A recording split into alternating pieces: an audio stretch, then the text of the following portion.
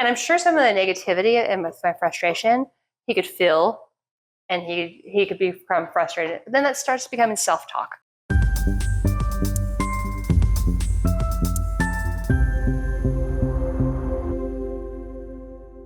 Hey everyone, thanks for joining me. My name is Reesa and I'm your host. We are talking to real families about real stories here on The Real Family Eats, where we've got food for thought and thoughtful food. So let's eat.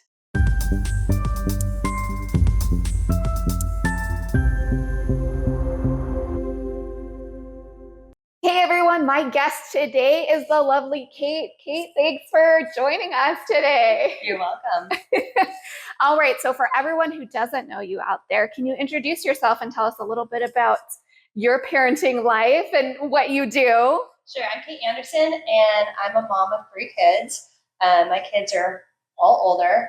22, just graduated college, 18, just graduated high school, and then the little guy is 9, and he's just living his best life. I mean, that's where we're at with that. Right. And then I also own the business, so I own Kate Anderson Fitness, and just trying to juggle parenting and kids and everything, and just trying to raise like happy, healthy, contributing to society kids. Right? Yeah, like that's the goal. And not go crazy while we're doing it. Absolutely, 100%. So this is our time for our shameless plug. I know you mentioned Kate Anderson Fitness. Can you tell us kind of how we can find you? What are some of the programs that you offer? Sure, thank you. So Kate Anderson Fitness, you can find it on Facebook and on Instagram. Facebook's the more reliable source because I'm on there more often. Let's be honest. But the programs we offer, we really cater towards moms and families. When I first started 11 years ago, I had 2 goals in mind. One, get moms together for the social dynamic of that, because we all need to suffer together. Like nobody wants to suffer alone. Absolutely. And then the second part is, what can I do to make fitness and nutrition easy for moms or families in general? Because you always have something. Yeah. Like moms, we always put ourselves on the back burner when really we need to be the oxygen mask. And we need to take care of ourselves to help others. Yeah. But we always forget that part. Absolutely. So everything we do is kid friendly.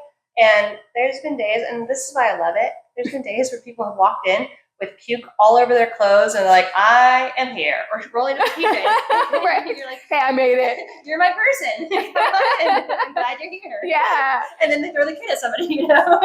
Absolutely. Very cool. And so that's definitely a place to check out. And we're local. Do you do it just here in Temecula? So it's Temecula, Menifee, and Marietta. Those 3 locations, kind of the Tri-Cities. Yeah. Temecula Valley. Perfect. All right. So make sure to check it out. Please. All right, Kate. So what recipe are you going to share with us today? Okay. First, my disclaimer, this is not healthy, but it came from one of our dear friends as a quick, easy meal. Healthier. I've made it healthier. Yes, there you correct. go. It's healthier. But the thing is, the kids love it. And when you have just a few minutes to just throw something together, this is just a great one to do. So at least we're getting protein in it, right? Like absolutely. So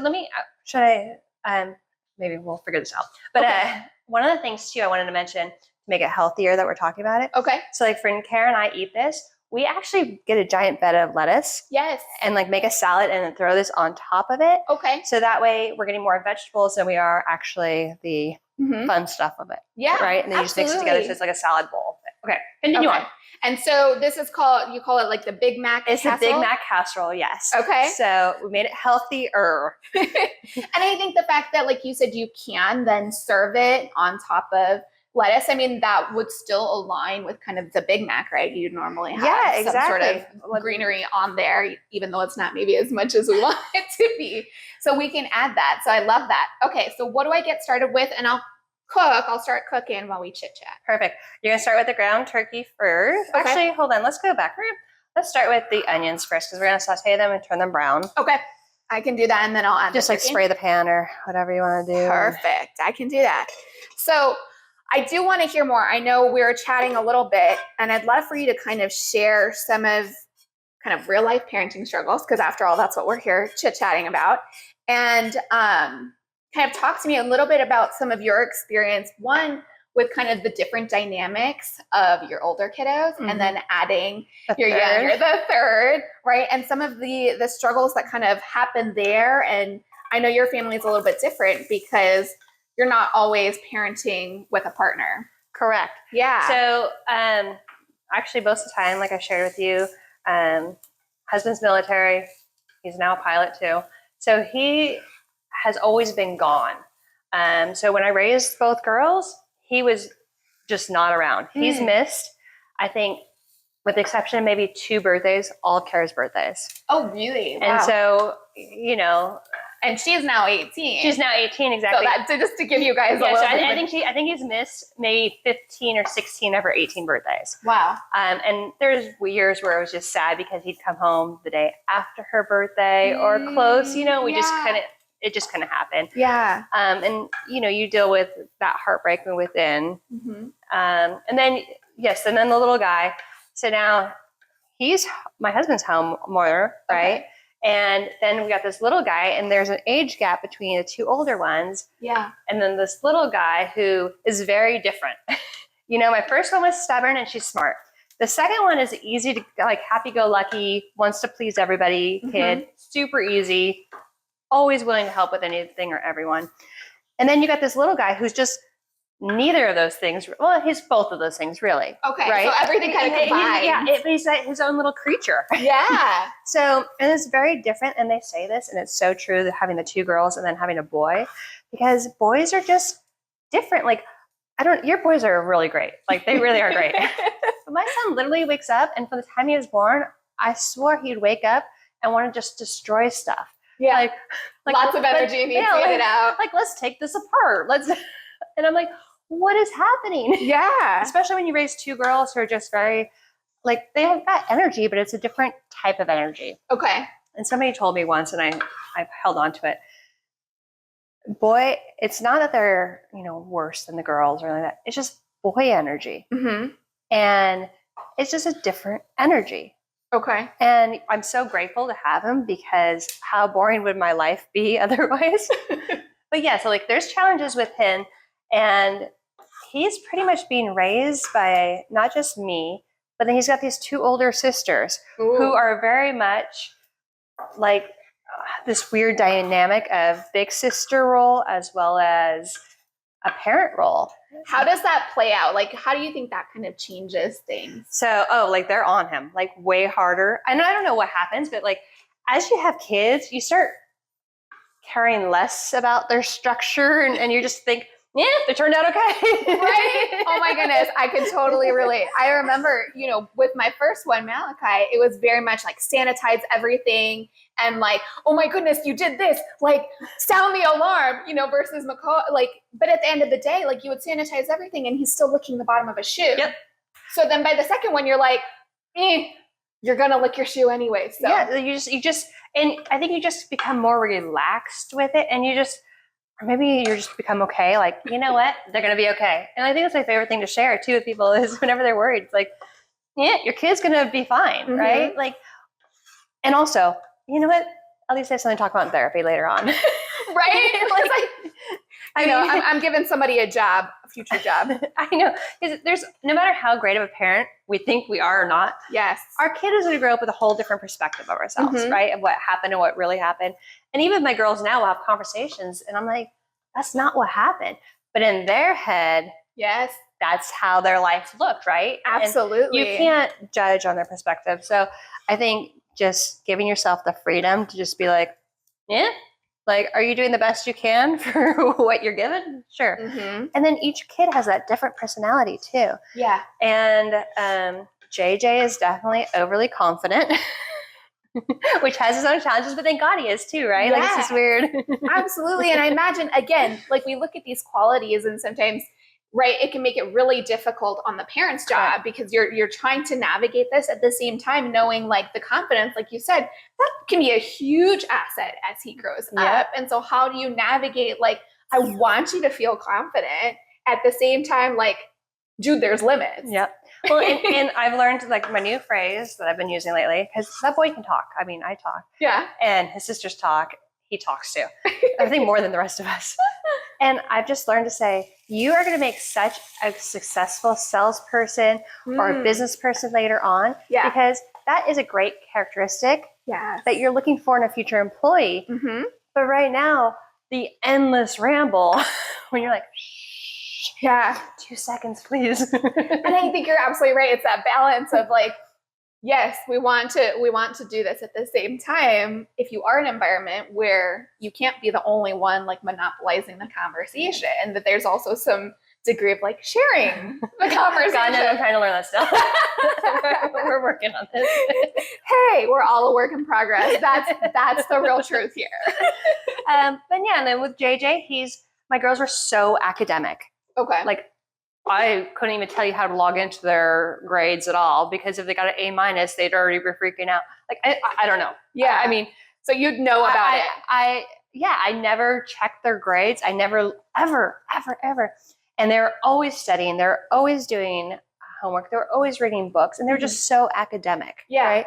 And then you got JJ, who, he's smart, and I believe he is just as smart as his sisters, but he doesn't want to apply it in the same ways that they wanted to apply it. So with my oldest, she was smart and wanted everyone to know how smart she was. Okay. And then with the middle, we always joke that she's the secret smarty. And like, she's smart, but she has to work so hard and study so hard to get where she was, right? It didn't come natural to her. Yeah. But she was willing to put in the work because that's what she wanted. Mm-hmm. And then JJ, he's like, it is what it is. Like, I looked through his report card. He got 80% in his writing. And I'm like, dude, my girl's never got a B ever. Okay. And I'm like, dude, this is like almost a C. And he's like, Mom, it's 80%. That's still a B. And even C's are fine. C's get degrees. I'm like, but they won't get you in to get the degree. Yeah, and absolutely. I mean, and that's the thing, right? I'm sure that he might look at it and go, do I want to go to college? I don't know. And that's what I'm worried about. And I'm like, and it's such a weird switch to have two very academic kids and then have the one where you're just fighting for it. And I've tried to change my mindset too, because I was so frustrated last year with his spelling. Okay. 20 words, 2 weeks to learn them. I don't understand why you can't learn them. And so then I started realizing, for me, when I learn things, I've got to move around. I've got to juggle and whatever else. I can't just study something. Yeah. So then I just started tying that in with basketball. So we'd play around the world with his spelling words. Okay.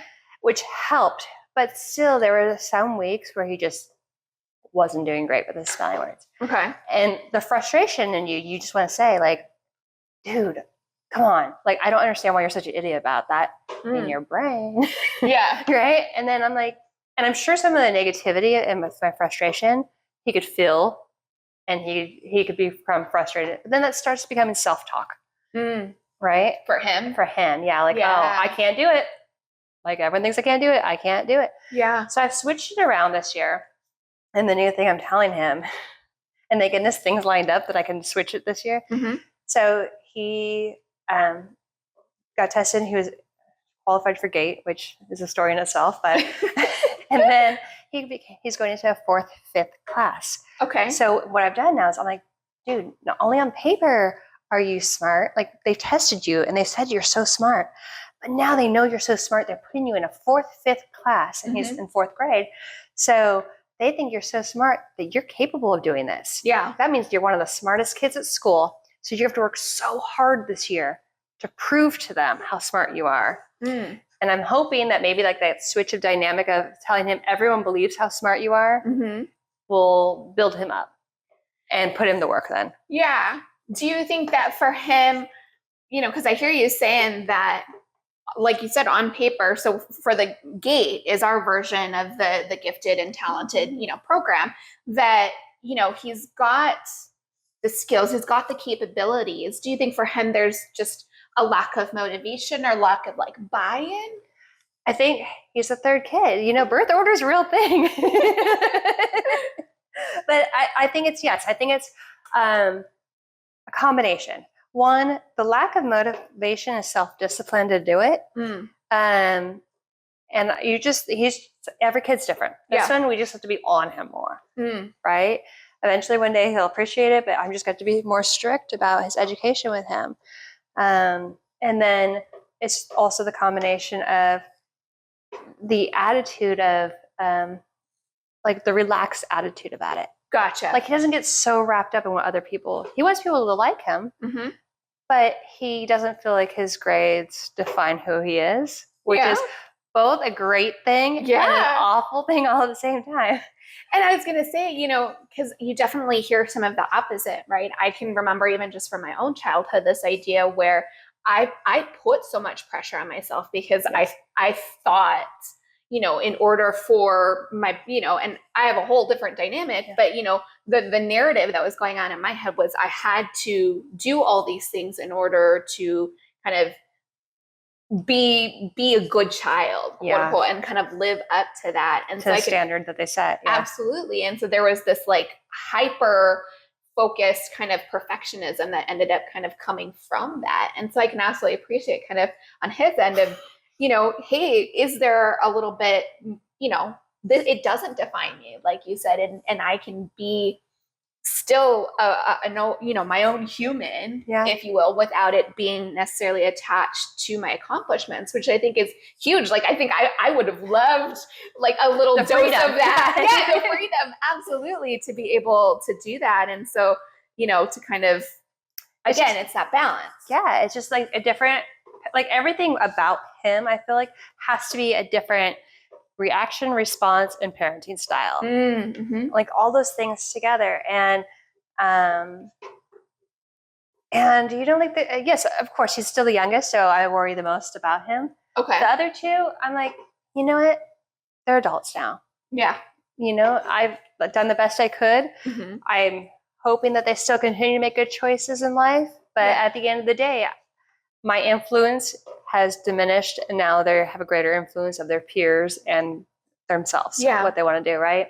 Where with him, I still need to worry about him because he's only 9. And, you know, he was really raised with this adult household. So he never really had toys to play with. He had like some, but it was just like, he kind of just skipped that whole baby him phase to just be like, all right, let's go. This is what we're doing. We've got a bunch of other things to do for the older kiddos. But I think that kind of helped build that confidence too, because that kid will walk onto the high school, like, you know, not parking lot, but like the grounds or whatever, the campus. And he just goes, hangs out with all the high school kids, and he just thinks he's one of them. And you're just like, I wish I was super shy. I know you're going to find it hard to believe. I was super shy as a kid. And I'm like watching him, and I'm like, dang, I would never do half the stuff he does. Because he just walks up and he's like, hey man, how's it going? But you know, also then wrangling it back in. Like, hey, let's stay focused on, you know, sometimes like you don't have to, well, and I'm sure he gets it from me too, the bossiness. Like, let's be a little real. Well, I'd like to blame other people, but. And I was just about to ask that because I heard you mention like, you know, seeing for him, like that he was really struggling, like with the spelling words, for example, like what was the narrative for you? Is there a specific reason that like for you, that was such a like, ooh, you know, red flag. I need to like tune in, like, because I know oftentimes I hear from parents that we have our own narratives that we're trying to battle as well and trying to figure out like, is this a response to, you know, something that we've experienced in our life? Like, I'd love to know more about that. So for me, growing up, I was oldest of 5 kids, and my parents weren't great parents for me for what I needed, right? They were super strict. I was not allowed to do anything ever. And if I got an A-, the response was not, oh, great job. It was, well, I don't understand why you don't work harder. You should have done better. And so like I kind of grew up with that mentality that like it didn't matter what I did, and I still deal with it as an adult, right? Like I was never successful enough. I was never good enough. It was never enough to meet what they thought I should be doing. And that's got to be hard on a kid's like psyche. Yeah, like, and you don't, I mean, when you're in the middle of it, you don't really realize it, right? That's true. And so my parenting style is, I want to say almost flipped to my parents. Where my kids want to do something, yes, go experience life, go do it. But let's talk it through. What does this look like? And let's navigate it, all the possibilities before you go do it. But if you still choose to do it, go. you need to learn these things, right? Yeah. Before you're an adult, before you're like, oh. Absolutely. It's almost kind of giving them yes, you're giving them maybe a basic structure and kind of insights or thoughts and awareness that you have kind of as an adult, while also still saying, like, at the end of the day, you've got to learn to navigate yourself, right? Yeah, your own lesson. And so I think, with JJ, giving him a lot of the freedom and then seeing those spelling words and seeing like those grades coming in, I'm just like, almost like, oh, maybe I'm failing him. Maybe I'm not but then it wasn't, I was just duplicating what I did for the girls without adjusting the parenting style for that child. Yeah. And you're just like, okay, like, come on. And if your sisters, I may say this, but it's like, if your sisters can do it, I know you can too. Like, you're capable of this, and so this year is just going to be really about trying to adjust my parenting style for him. Yeah. And it's going to be really hard to be like the tough, super strict parent, but that's the parent he might need me to be with him. Do you think that there was some of that battle internally too when you saw kind of the struggle with the spelling words of like, I want to do things differently from my parents at the same time of like, ooh, like you said, kind of, am I failing? Did I do something wrong? Like, it's not working. What's happening? Yeah, exactly. And then, but also let's be realistic. That kid will spend hours playing a video game or playing basketball or football or doing anything other than studying his spelling words, right? So typical to many children. Let's just call it like it is. So in my head, I'm like, and I would tell him, if you spent half the amount of time you spend doing all these other things on just your spelling words, then you would know them. So I just really have to work on parenting different. And I'm not sure what that looks like. And I just laugh too, because there's a lot of things with the third kid that I've kind of my life was different than when I had the first one or second one. Yeah. Where it's just, you look at it and you're like, oh, his bed is just thrown together. It's no longer this nice, neat bed that the other girls had to make, right? Yeah. It's just, and then there's days you lift up the sheet and you're like, did you even attempt to put your sheet back on? It's just scrunched on the bottom. And then like in the room, you see these little pockets of what used to be clean clothes that he's just hidden. Yeah. Because for whatever reason, it seems easier to hide your clothes than hang it up. 100%. Like, I've seen the same thing. Yeah. So I think I just tell him, like, you're the only kid here now. You're going now from the youngest of having all this like, woo, your life's so great, to me seeing and being more aware of all the little things that I want you to do better. And we need to drive more attention to it or whatever. Yeah.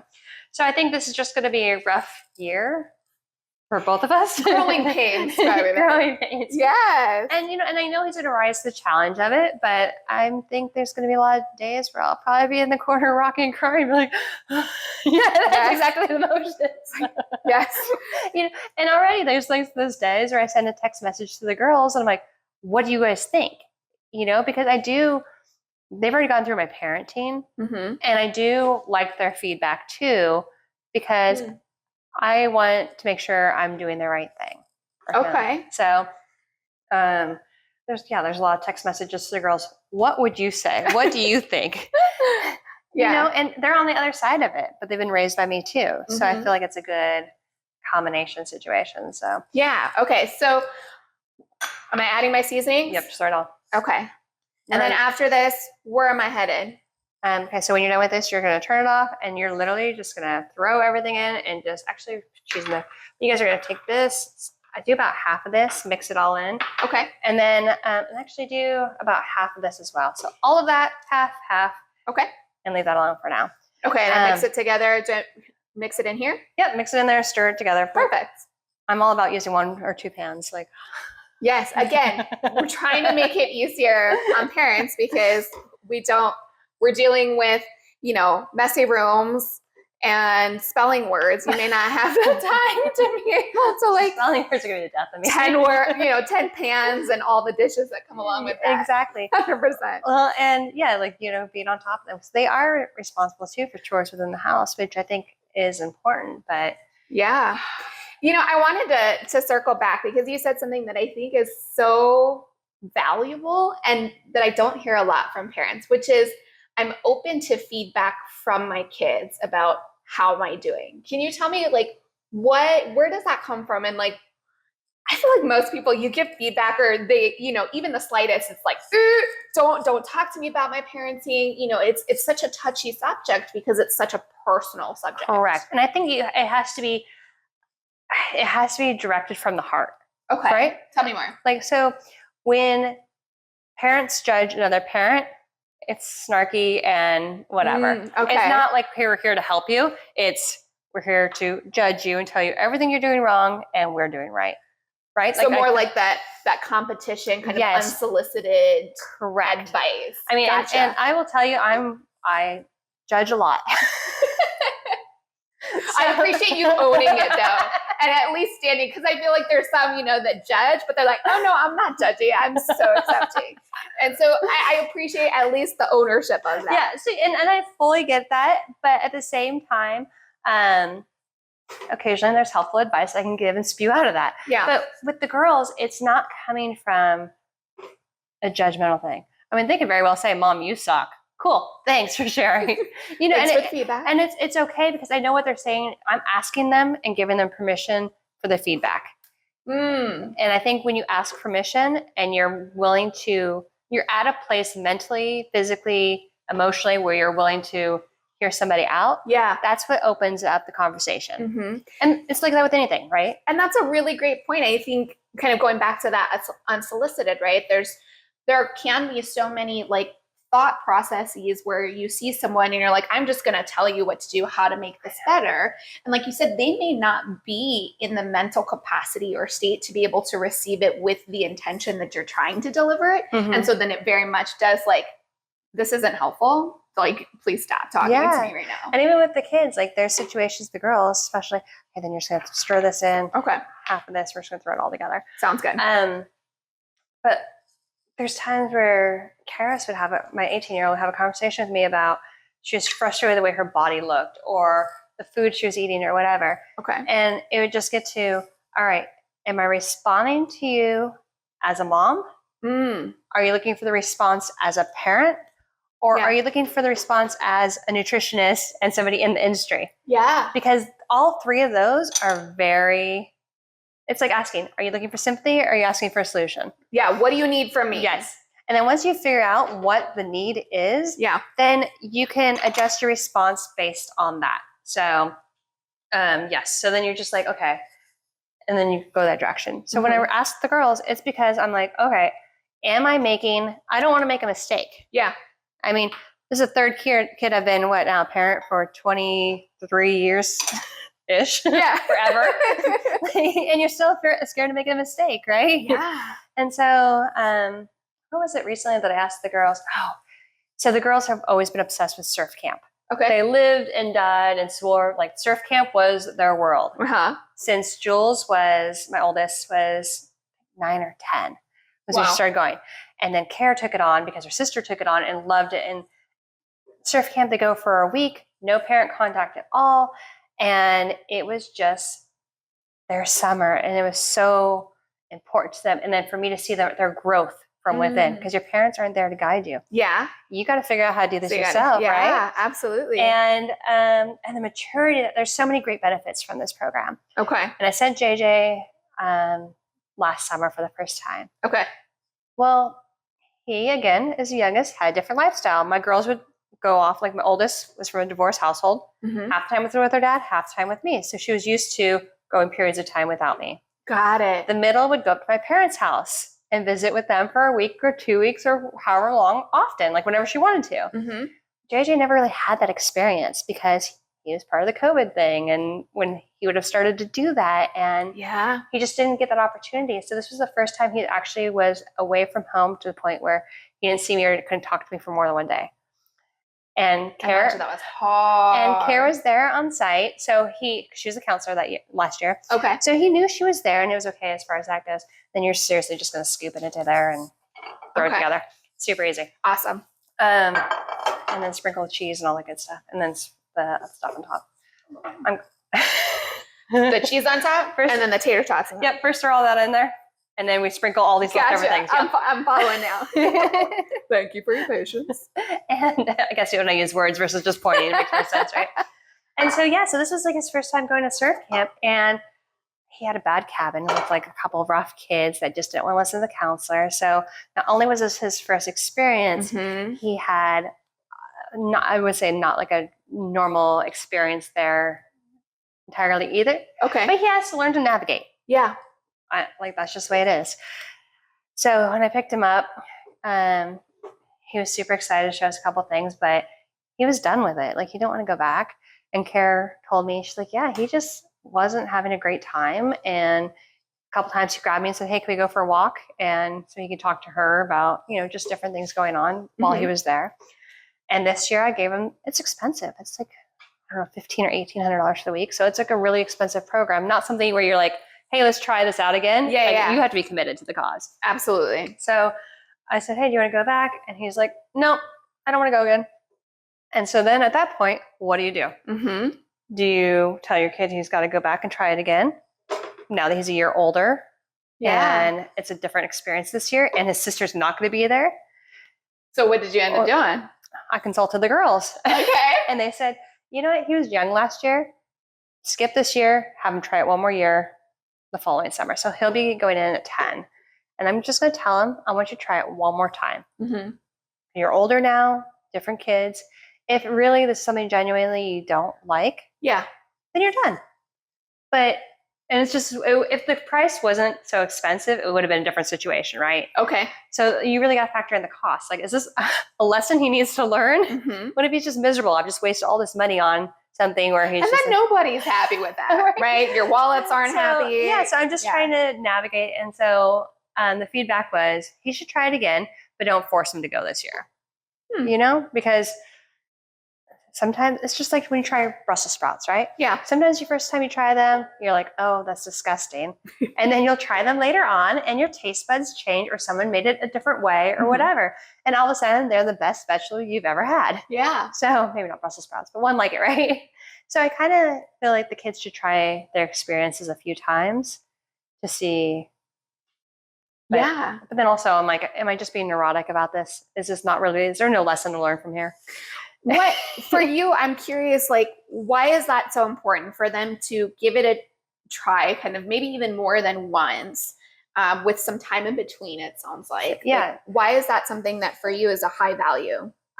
Your perspectives changed, your life has changed, you've learned more along the way.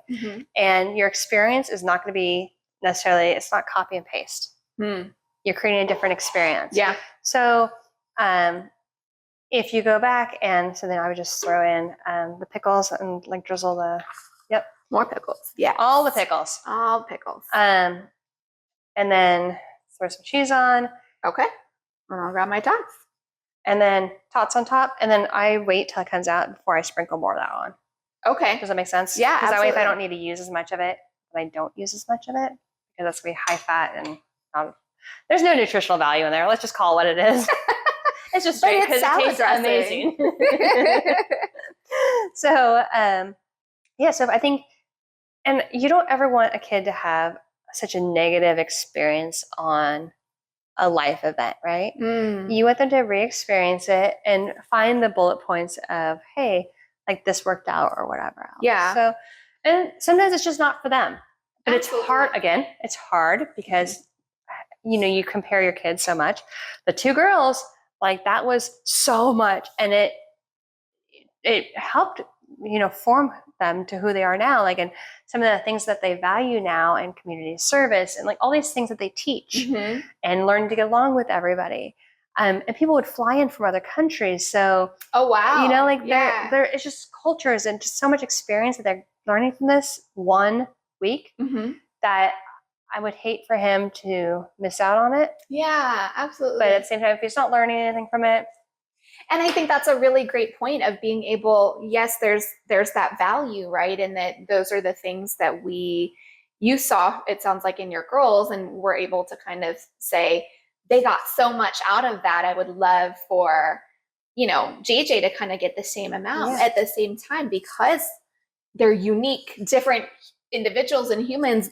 He may not get kind of the same oomph from, you know, even though, like you said, same parents, same activities, same everything, but they're still different people and are likely going to get kind of different things out of it. Exactly. Well, then you have to wonder too, is it because he hasn't had that experience of having to be alone? Yeah. He's not great about being alone. Yeah. So, you know, and who knows? And I think that's brings you back to kind of what you said at the beginning, where you're going to, in some way, shape, or form, we're going to screw our kids up. Yep.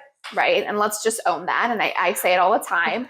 And so it's just figuring out kind of, are you doing kind of the best that you can do with the information that you have? You know, if not, like it sounds like for you, if it's information that maybe you don't have, you're willing to kind of go seek out, you know, other thoughts, maybe other, you know, education or whatever that looks like, to be able to at least make an informed decision. Sure. And then at that point, kind of saying, this is what I've got. Yep. And I think it's great too, because I am able to, when I do personal training, like, here's today's issue. Yeah. It's like my therapy, right? Yeah, absolutely. Like, it's a mutually beneficial situation because clients are older. They've gone through it, like same thing you're doing here, right? Mm-hmm. Just sharing your experience and then creating something that you can learn from and create the best version of yourself, your kids, your family that you can create while doing it. Absolutely. Okay, let me grab the tater tots. Perfect. I've been hanging out in here. And then after, so I'm going to put them on top, and then what am I doing? Throwing it in the oven. I don't know, what was I say? 350, 450, something like that forever. Okay. Approximately. Throw it in a heated oven. Sorry, throw it in a heated oven. Well, we don't know, so just it needs to be heated. At least turn it on. At least make an attempt to turn it on. Facts. Okay, let me tell you what it is. Also, let me go back to here. Okay. You can always swap out. No, yours are good. Oh, okay. You can always swap out the these tater tots for like cauliflower tater tots or sweet potato tater tots. Okay. Or something maybe with a little bit more nutritional value, but that's always an option. So let's see, tater tots. So maybe finding something that fits your palate, fits your kid's palate. Exactly. Because I mean, the goal, of course, is to I don't even know it. The answer is 350. That is what I turned it on. So 350, and how long? Until it's like golden brown? Yeah, perfect. I like that response. Okay, I can do that. So let's toss this in here, and in the meantime, I did pre-bake one ahead of time. Look at that. Ooh. So you already know, like you make it look like that. Yes, perfect. Good job. Hey, you're such an expert. There we go. And so you said after this, I'm drizzling some of the just drizzle Thousand a little bit Island on top. Exactly. Perfect. I can do that. And then, like you said, kind of serving it with on top of like a bed of lettuce, just something to add a little nutritional value to it. So, because overall, when you're just doing a serving of it, you're getting your ground turkey, you're getting potatoes, which have some, kind of potatoes, right? Yeah. You know, there's some, you could pull some, you can pull some value out of this. And then, yes, just adding some more nutritional value helps as well. Yeah. Plus, let's be honest, though, even as not nutritionally dense and healthy as this may be, it's still better than doing the drive-through Big Mac, right? Well, and I think that's a great point, right? Because if there are ways that we can get creative, because our kiddos most kiddos, I should say, aren't like lining up the door to stuff themselves with Brussels sprouts or cauliflower, you know, and so we've got to be realistic about what are the things that our kiddos are going to eat. And so if the options are drive through, you know, McDonald's, get yourself a real Big Mac, or, you know, something that's kind of healthy-ish. A nod to it, healthy-ish. At least we can control like the salt content, you know, any of the, like you said, maybe you do like a low fat kind of Thousand Island, and or like you said with the tater tots. I know you had mentioned you swapped out kind of, instead of ground beef, you did ground turkey to kind of get a leaner meat in there, as well as cutting down some of the cheese factors. I totally did. Yeah. I mean, because the thing is too, what you're feeding your kids is not only what they're learning and what they're going to take on with them, but it's also they're growing, right? We need to create, obesity is such a problem in the United States. And the more I'm in this industry, the more I'm learning not to judge, but also it still shocks me how many parents like our age grew up off of soda, not eating vegetables, and not eating fruit. And I just like so many times I'm like, what do you eat? You Yeah. know? And then that's what they know and that's what they give to their kids. But luckily now we have so many other sources out there as far as Pinterest and TikTok, which show you great healthy recipes that Instagram that help us try and create the better version of what we grew up with. Yeah. And yeah, like this food is what's fueling them. Food is fuel. So the more we could do better options, the better it is. Absolutely. So I love that you shared this recipe. Thank you so much. I know my kiddos are super excited to try it. I know Joshua's really excited to try it. So I'm sure it's going to be a hit. So thank you so much for sharing this and as well as sharing your story as far as normalizing. Again, hopefully the message is parenting is really hard and that is normal. At every age. At every age, right? And that you're not alone in doing this. And it can feel awfully lonely sometimes, and know that there are other parents. It is not just all, vacuuming in your pearls. We are like legit in it and struggling, and you just gotta find your tribe. Yeah. Like those people that are with you through the struggles, you rely on them more than you rely on your own family sometimes. You just got to find your tribe that you fit into. And sometimes you got to try a couple different ways, right? Yeah, absolutely. And then when you have all those people that support you, it makes it less scary. Yeah, absolutely. All right. Well, thank you so much. And thanks for joining us today. If you or anyone that you know is struggling with any of the topics that we discussed in today's episode, make sure to check out our show notes for support and resources. You can get help. Thanks again for joining us on today's episode of The Real Family Eats. If you're a parent ready to share your real life parenting story, make sure to reach out to us in our website found in the show notes. And that goes for today's recipe, social medias, support, and resources. All of that can be found in our show notes. So make sure to check them out. And make sure to follow, like, share, subscribe, and stay up to date on all things The Real Family Eats. I hope you'll join us next time for more food for thought and thoughtful food. Enjoy your eats.